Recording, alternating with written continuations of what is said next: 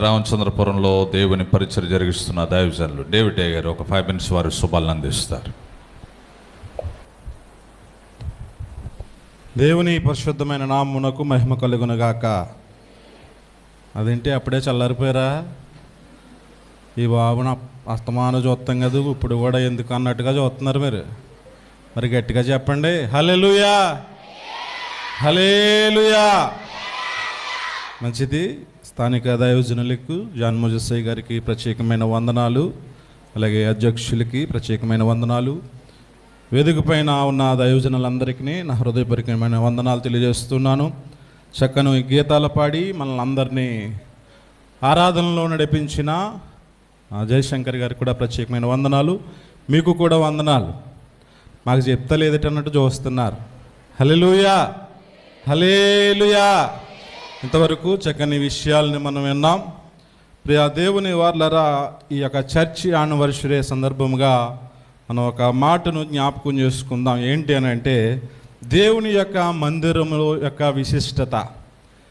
ఎందుకు ఈ మాటను చెప్తూ ఉన్నానంటే, హిజ్కియా దేవుని సన్నిధికి వెళ్ళి ప్రార్థన చేస్తూ ఉంటాడు.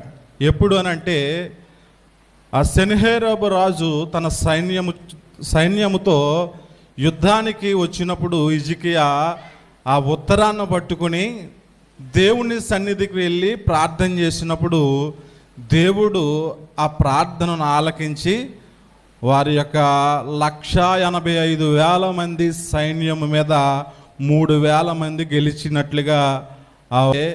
రెండవ దినవృత్తాంతములు 7వ అధ్యాయము 15-16 వాక్యాలు ఒకసారి మనం చదువుకుంటే అక్కడ శ్రేష్టమైన మాటలు మనకు కనపడుతూ ఉంటాయి.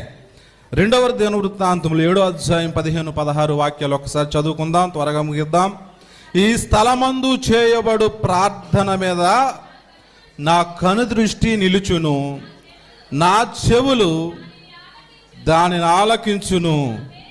నా పేరు ఈ మందిరమునకు నిత్యముండునట్లుగా చూడండి, నేను దాన్ని కోరుకొని పరిశుద్ధపరిచితిని. నా దృష్టియు నా మనస్సును నిత్యము దాని మీద నుండును. ఎక్కడుంటుందట దేవుని మనస్సు, దేవుని దృష్టి ఎక్కడుంటుందంటండి? దేవుని మందిరం మీద ఉంటుంది. దేవునికి స్తోత్రం. మా ఊర్లో ఒక ఫ్యామిలీ ఉన్నారండి. ఆదివారం వచ్చేసరికి రెడీ అయిపోయి గదిలోకి వెళ్ళి తలుపులు వేసుకుని సెల్ పెట్టేసుకుని లైవ్ పెట్టుకుంటారు ఒక ఫ్యామిలీ. నాకు తెలిసిన ఒక ఫ్యామిలీ. ఏంటిది? ఆరాధన. కొంతమంది అంటారు, ప్రార్థన ఇంటికాడ చేస్తే దేవుడు ఎండేటి అంటారు. దేవుడు వింటాడు, కానీ దేవుని దృష్టి ఎక్కడుంది? దేవుని మందిరం మీద ఉంది. నువ్వెప్పుడు దేవుని మందిరానికి వస్తావా? ఎప్పుడు దేవుని సన్నిధిలో కన్నీళ్లు విడుస్తావా? ఎప్పుడు ఆయన్ని వేడుకుంటావా అని దేవుని యొక్క ప్రియా దేవుని వాళ్ళరా మనస్సు, దేవుని దృష్టి ఎక్కడుందట? దేవుని మందిరం మీద ఉంది. ఇక్కడ చేయు ప్రార్థనలు నేను విని ఉన్నాను. అన్న ఎక్కడ ప్రార్థన చేసిందండి? ఇంటి దగ్గర ప్రార్థన చేసుకోవచ్చు కదా, మరి దేవుని సన్నిధికి వచ్చి ఎందుకు ప్రార్థన చేయాలి? ఈ స్థలము నేను కోరుకున్న స్థలము. దేవునికి స్తోత్రం. అనాది కాలంలోనే దైవజనులు పెద్దయ్య గారు, బిషప్ గారు మరి వారు ప్రేరణ కలిగి దేవుడు ప్రేరేపించగా ఈ స్థలాన్ని చూపించినప్పుడు ఇక్కడికి వచ్చి పరిచర్య చేసినట్లుగా నేను విన్నాను. ఎందుకంటే నేను చిన్నవాడినే ఆ టైంలో. మరి దైవ సేవకులు చెప్పిన మాటలు విన్నాను.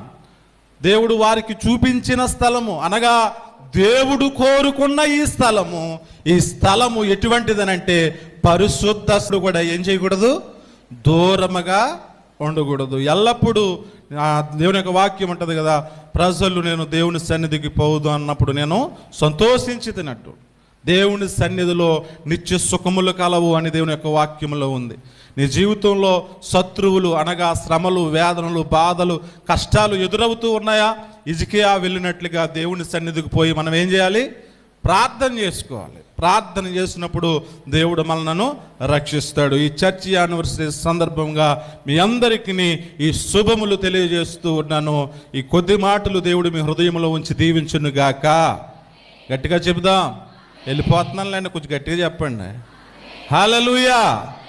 సమయం ఇచ్చిన దైవజనులకి ప్రత్యేకమైన వందనాలు. రైట్.